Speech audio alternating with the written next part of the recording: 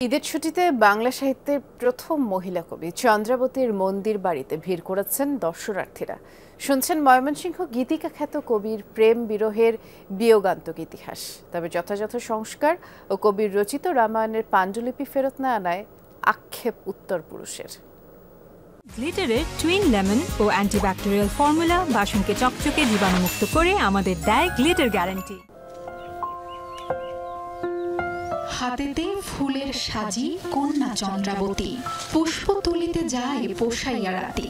আগে তুলে রক্ত জবা শিবেরে পূজিতে, পরে তুলে মালতী ফুল মালা না গাঁথিতে।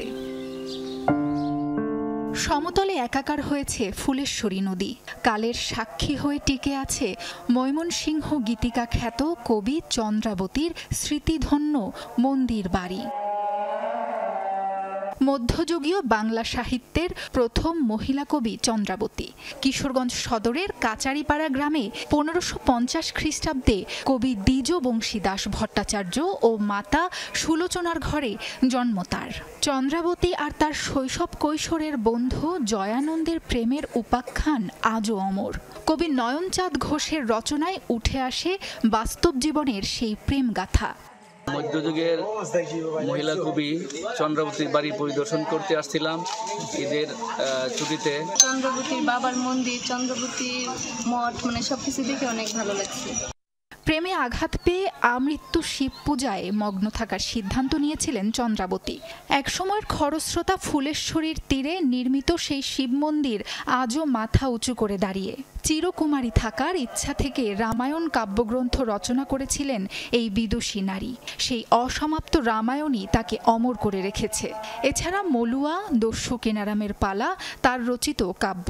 তবে চন্দ্রাবতীর লেখা রামায়ণের পাণ্ডুলিপি সংরক্ষিত ভারতের কলকাতা বিশ্ববিদ্যালয়ের গ্রন্থাগারে।